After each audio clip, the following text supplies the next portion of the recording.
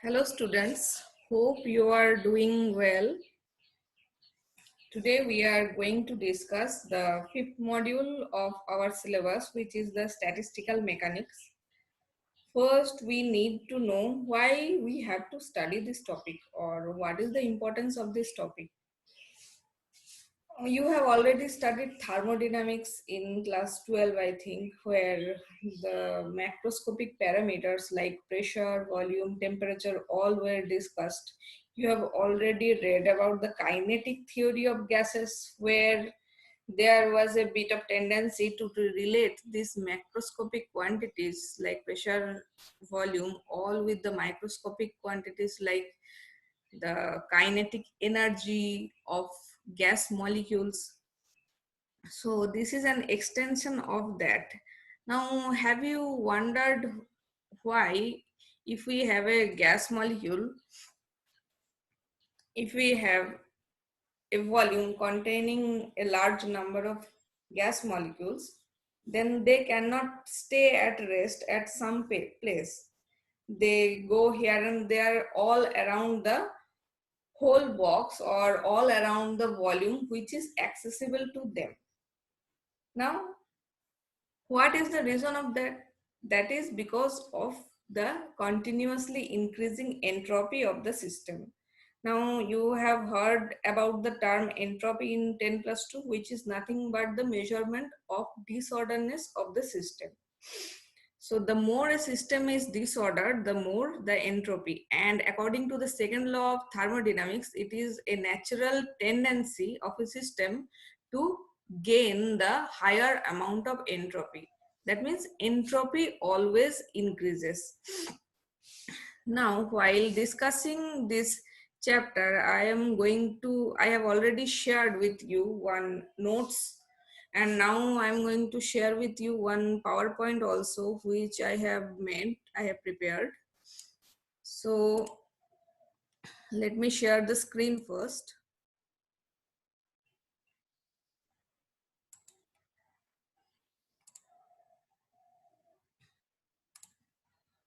So why do we need statistical mechanics? Generally, Newtonian mechanics or Schrodinger equation, those can be applicable for if we have a small number of particles. But in real cases or for the real system, when you have a gas molecule, suppose the number is what? It is of the order of 10 to the power 23, the Avogadro number.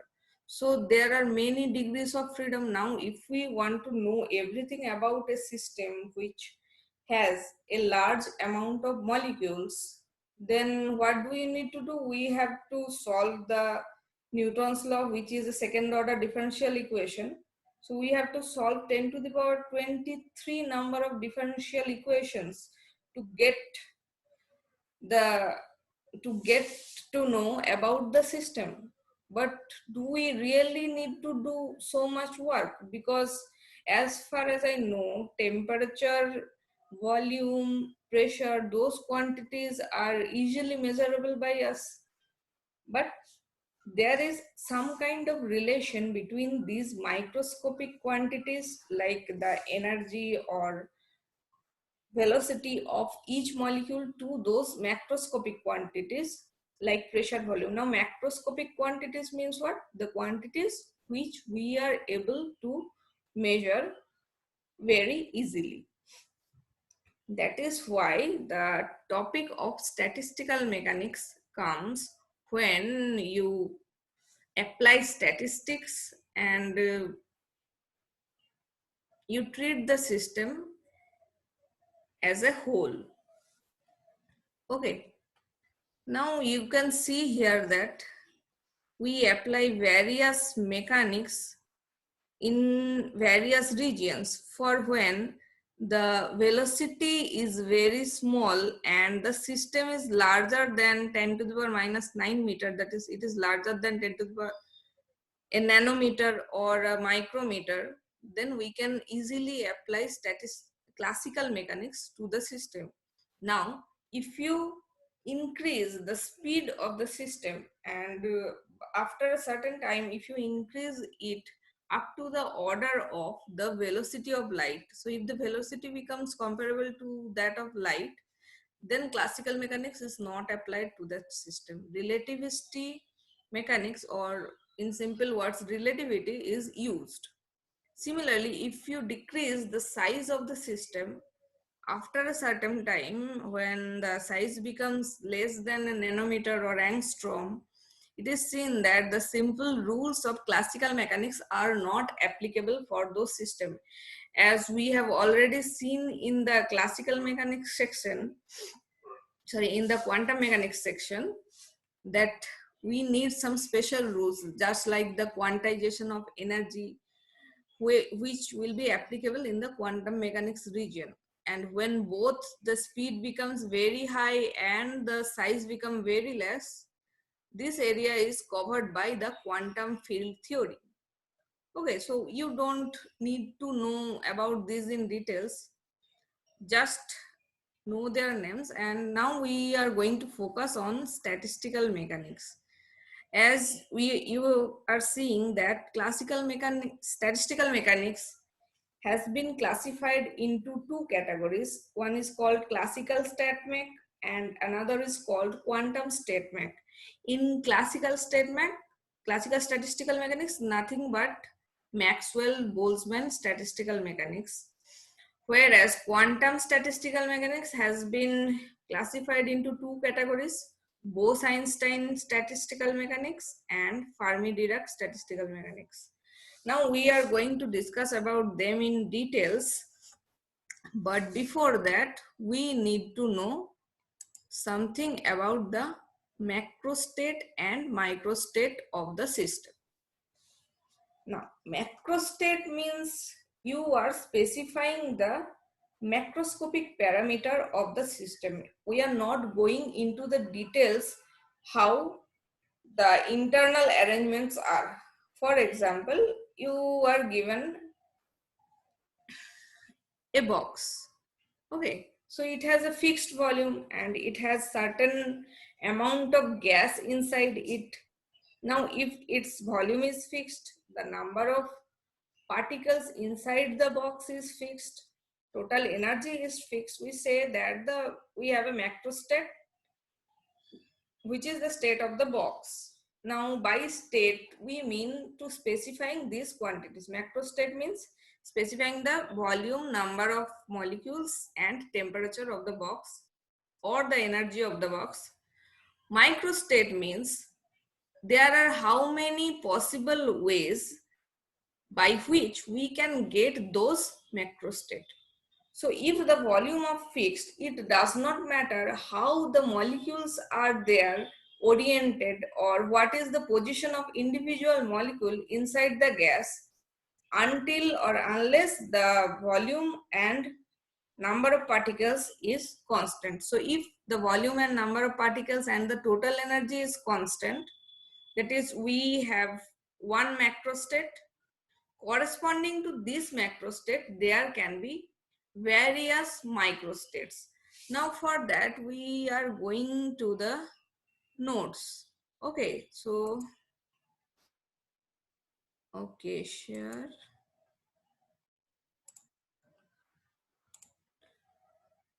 Now you can see the nodes of statistical mechanics. To understand this fully, you have to go through this node very carefully. Okay, so as I was saying, the second law of thermodynamics, it states that entropy of a system has to increase always. So it is a saying that entropy will increase, but how can we give an example or realistically, or how can we give a realistic example of increasing entropy? So for that, I have already taught you about the microstate and macrostate. Microstate means specifying the arrangement of the atoms, or the specifying the detailed specifying about the details of the parameters. Now here an example is given, funny example to clear you about the microstate and macrostate. The funny example is given there. There are 100 ants inside a transparent bottle of volume 50 ml, 500 ml. Now, if you close the bottle and take photos of that, what will you see? The ants will go here and there inside the bottle, but the number of ants and the volume of the bottle is fixed. So those photos or those snapshots, those will be one microstate of the system. Now we talk about one serious example. Suppose it is an example of model of gas particles in a room. Okay, so for that, for discussing this, we need to go to figure 1. Okay, so let's go to figure 1. Okay, this one. So this is a box which has 4 sub boxes or subsections, 1, 2, 3 and 4. So there are 4 cells inside a box. Now we are going to count how many microstates are possible for this macrostate. So what will be the macrostate? We have 4 particles. So the number of particles is fixed. The volume of the whole box is fixed. Okay. So for discussion, we are talking about the macrostate 1, which state that only the cells 3 and 4 are accessible to the particles A, B, C and D. So only the half of the volume, so V by 2 volume is available for moving of the particles A, B, C, D. Now they can be anywhere inside cell number 3 and cell number 4. So let us see how they can be arranged. The first one is there are no atom, no particle inside cell 3, all are in cell 4. So 0 and 4. The number of particles in cell 3, number of particles in cell 4. Look here, cell 2 and cell 1, they have always 0 particles because this portion is blocked, 1 and 2. The gray area is blocked. They can move only in 3 and 4. Now, if there is 1 particle in cell 3 and 3 particles in cell 4, then how many combinations can be there? 1, 2, 3 and 4. Similarly, if there are 2 particles in cell 3, 2 particles in cell 4, how many combinations are possible? ABCD, ACBD, ADBC, BCAD, BDAC, CDAB. So there will be 6 possible combinations for this. Now again, 3 particles in cell 3, 1 particle in cell 4. So we have 4 such combinations here. And again 4 particles in cell 3, 0 particle in cell 4. We have 1 combination here. So the total number of these are the corresponding microstates. These are the microstates of the system corresponding to this macrostate where there are 4 particles in volume V by 2. So the microstate is 4 particles in volume V by 2. 4 particles in 2 cells. And the microstates are this one. So there are total 16 microstates we can see from here if the volume is V by 2. Now we can see that if you double the volume, so before doubling the volume, the total number of microstates is number of box to the power number of particles, which is 2 to the power 4 equals to 16. Now let's talk about the second microstate, second macrostate. The second macrostate is macrostate 2, where all the volume is accessible to the 4 particles. That means all the 4 boxes, box 1, 2, 3, 4, they are open, and each of them, each of the particles A, B, C, D can be anywhere inside these boxes. So how many combinations will be there? It is a very large combination. because the total number will be 4 to the power 4, which is 256. So see, you just double the number of boxes and the number of microstates accessible to that macrostates becomes how much times? It is 2 to the power 4 times, 16 times. Now, before knowing about phase space, we need to know something about the Boltzmann postulate. Boltzmann postulate is nothing but an equal a priori probability. That means that every microstate of the system will have an equal probability. That is, the system can be in any of its microstate and the probability will be equal for all the microstate. Now consider the fact there are how many microstate corresponding to each macrostate. Now, if you go to the previous example, we see that if the half of the volume is accessible to the 4 particles, there are only 16 microstate possible to that macrostate. So macrostate 1 has 16 microstate. So it is the macrostate 1 is given by n comma v by 2, that is the number of molecules and the accessible volume. Similarly, macrostate 2, which has 256 microstates, it is denoted by n comma v, where n is the number of molecules and v is the volume accessible by the 4 particles. So if omega 2 is the number of microstate corresponding to macrostate 2 and omega 1 is the number of microstate corresponding to the half filled room or the macrostate 1, then we can see omega 2 is much greater than omega 1. Now, the probability of finding the system in one microstate is given by 1 by omega, where omega is the total number of microstates for the system. Now, if 1 by omega, so it will be same for all the microstate. Now, what will be the probability that the system will be in one of its macrostate? So it will be number of microstate multiplied by the probability. So for macrostate 1, it is given by omega 1 by omega 1 by omega, and for macrostate 2, the probability is given by omega 2 by omega. Now as omega 1 is much less than omega 2, so the probability of finding the system in the macrostate 1, which is the half filled volume,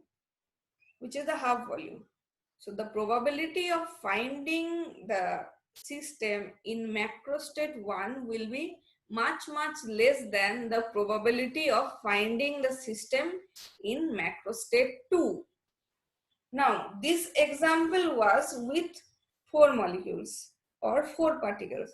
Now, consider the system where there are 10 to the power 23 particles. Now, if half of the volume is accessible by them, you can count the number of microstate for that half volume. You can also count the number of microstate if the whole volume is accessible to all the microstates. So in that case, so this is, I am giving you an example where we have gas molecule, suppose inside a room. Now, think about this. At first, the whole volume is half. That means we have given a constant inside the room and all the molecules is inside the half of the room. Now, if you raise the constant, what will happen? The molecules will go and spread all over the room. So, but it will never come back. So think carefully. Why is so? Why does this happen? Why we cannot get again all the particles inside a half volume after raising the constant? This is because of this probability. As for the whole volume, the number of microstate is much large than the number of microstate for the half volume. As a result, the probability of getting the whole system in any one of the microstate of the whole volume macrostate. So for practical purposes, we will see that the system is always in the macrostate where the volume is full volume. This macrostate is known as the most probable macrostate of the system, and the maximum chances are we will see the system in that macrostate, for which the number of microstate is much greater than the other states. Now, entropy is given by S equals to kb ln omega, where omega is the number of microstates of the system and kb is the Boltzmann constant. Now, as omega 2 is much greater than omega 1, it implies that S2, that is the entropy for the full filled state, will be much greater than the entropy of the half filled state. And nature always wants to increase the entropy. As a result, it will always increase and the system must be in the fulfilled state. So do you understand it clearly? If you have any doubt or question, then you can ask me, okay, for in the comment section of our Google Classroom. So for this class, we will stop right here and you study the notes and see the PowerPoint, and then you ask me question in the classroom. Okay. So we will stop here.